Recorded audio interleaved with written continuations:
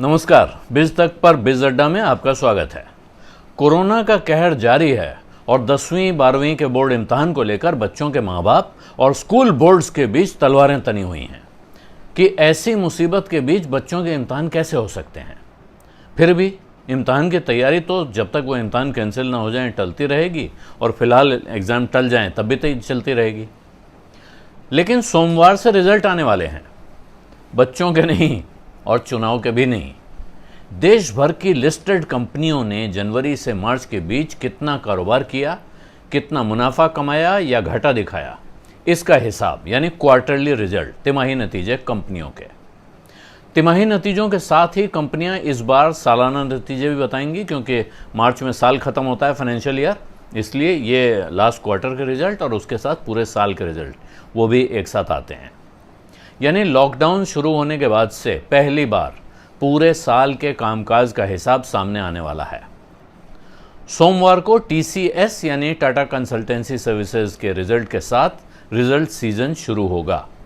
यूं एक आध कंपनियों के नतीजे आने शुरू हो गए हैं, पहले आ जाते हैं कुछ, लेकिन बाजार में नतीजों के मौसम की शुरुआत यानी रिजल्ट सीजन की शुरुआत तभी मानी जाती है जब किसी दिग्गज कंपनी के नतीजे आते हैं।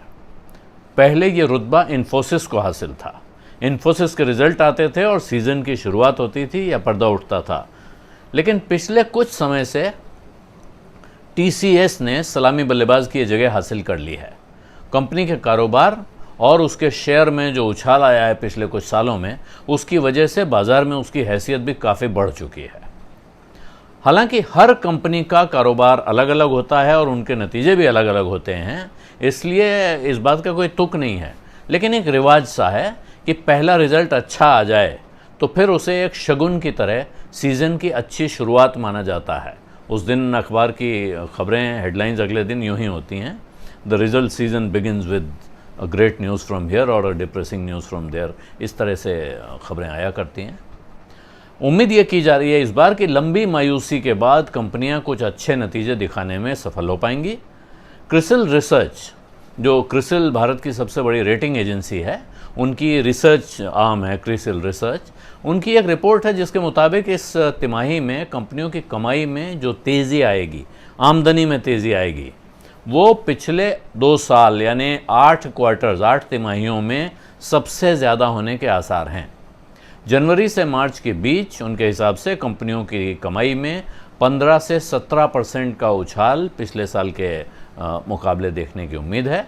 और इनमें भी सबसे मजबूत नतीजे होंगे बड़ी कंपनियों के। बड़ी कंपनियों के इसलिए कि बड़ी कंपनियों में छोटी और मझोली कंपनियों के मुकाबले किसी भी तरह की मुसीबत, परेशानी, तकलीफ झेलने का मादा ज़्यादा होता है। क्रिसिल रिसर्च ने 300 कंपनियों के आंकड़ों की पड़ताल की है, उनके पुराने रिजल्ट, उनका कारोबार का हाल पढ़ा समझा है, उसके बाद ये नतीजा निकाला है। हालांकि इन 300 कंपनियों में बैंकिंग और BFSI यानी बैंकिंग एंड फाइनेंशियल सर्विसेज और तेल कंपनियां, ऑयल कंपनियां शामिल नहीं थीं। उनका कहना है कि करीब करीब सभी तरह के कारोबारों में सुधार हुआ है। हालांकि एयरलाइंस और मीडिया जैसे कारोबारों में सुधार के बावजूद अभी काफ़ी नाजुक स्थिति बनी हुई है। लेकिन कुल मिलाकर पिछली तिमाही के मुकाबले आमदनी में 6 से 7% की बढ़त दिखाई पड़ सकती है। कुल मिलाकर देखेंगे तो इस साल ऐसे सारे खर्चों में गिरावट दिखी और उसका असर नतीजों पर दिखना है जिनके बिना गुजारा हो सकता है। इन्हें डिस्क्रिशनरी प्रोडक्ट एंड सर्विसेज कहा जाता है। डिस्क्रेशन यानी विवेक, डिस्क्रेशन यानी आपकी इच्छा, डिस्क्रेशन यानी आप तय कर सकते हैं कि ये मैं करूं या न करूं, जो आपकी मजबूरी नहीं है। जैसे खाना खाना आपकी मजबूरी है, अपने घर की EMI चुकाना आपकी मजबूरी है, किराया देना आपकी मजबूरी है, अगर आप ऑफिस जाते हैं तो गाड़ी से जाना या जिस रास्ते भी आप जाते हैं वो जाना आपकी मजबूरी है, कपड़े खरीदना, बच्चों की फ़ीस देना, इलाज करवाना, ये नॉन डिस्क्रिशनरी एक्सपेंसेस हैं जिनमें आपके विवेक का इस्तेमाल नहीं होता है। लेकिन सिनेमा देखना, बाहर खाना खाना, ज़्यादा कपड़े खरीदना, महंगे सामान खरीदना, ये डिस्क्रिशनरी एक्सपेंसेस हैं। तो इनमें गिरावट आई है और गिरावट की वजह भी साफ़ है, उस रिपोर्ट में भी है कि ये कोरोना से मचे हाहाकार का असर था कि लोगों ने अपनी आदतें बदली हैं, खर्च करने के तौर तरीके बदले हैं और अब ज़्यादातर लोग कोई भी खर्च करने से पहले 50 बार सोचने लगे हैं। यही वजह है कि इस तरह के खर्च बहुत कम हो गए हैं और वो दिखना बिल्कुल लाजमी है। तमाम रिसर्च एजेंसियों और ब्रोकरेज कंपनियों ने रिजल्ट सीजन के पहले अपने पूर्वानुमान कहिए, भविष्यवाणी कहिए या कर्टन रेजर विश्लेषण जारी किए हैं, वो रिपोर्ट्स आती हैं। इन रिपोर्टों को जोड़कर बिजनेस स्टैंडर्ड अखबार ने नतीजा निकाला है कि निफ्टी की 50 कंपनियां इस तिमाही में कुल 1,20,000 करोड़ रुपए का मुनाफा दिखाएंगी, जो पिछले साल की इसी तिमाही के मुकाबले 142% की ग्रोथ होगी। यानी ये आंकड़ा करीब करीब 2.5 गुना हो सकता है। सबसे अच्छे नतीजे उन कंपनियों से आने की उम्मीद है जिनका कारोबारी व्यापार चक्र यानी साइकिल्स के साथ, जिनका कारोबार व्यापार चक्र के साथ चलता है, यानी जब उनके दुनिया में कारोबार के साइकिल्स होते हैं उनके हिसाब से वो लहर के साथ ऊपर जाता है और लहर के साथ नीचे आता है। ये सिक्लिकल्स कहलाते हैं और इनमें आमतौर पर मेटल की कंपनियां, माइनिंग, तेल, गैस, सीमेंट, कमोडिटी कारोबार से जुड़ी हुई ज़्यादातर कंपनियां, आप दूसरे शब्दों में उन्हें मौसमी कंपनियां भी कह सकते हैं। हालांकि ये सीधे सीधे मौसम से जुड़ी हुई नहीं है, लेकिन इनका मौसम आता है कभी 2-3 साल में एक बार। ये काफ़ी तेज़ी पकड़ता है इनका धंधा, उसके बाद 2-3 साल नीचे जाता है।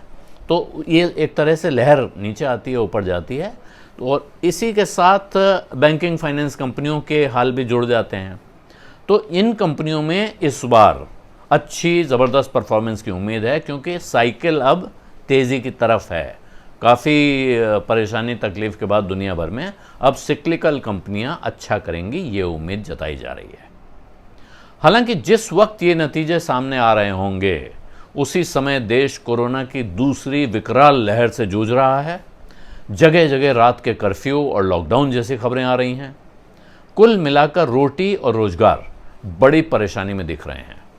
ऐसे में 8 तिमाही के बाद 1 तिमाही के अच्छे नतीजे कहीं 4 दिन की चांदनी जैसे न साबित हो जाएं, ये डर बना हुआ है।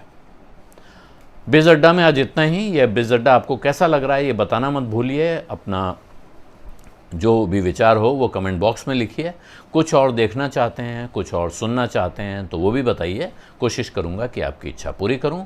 और परिस्थिति बहुत ख़राब हो रही है, अपना ख्याल रखिए, अपने परिवार वालों का, अपने चाहने वालों का ख्याल रखिए।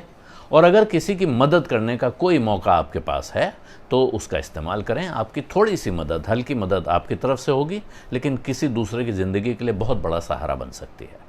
धन्यवाद, नमस्कार।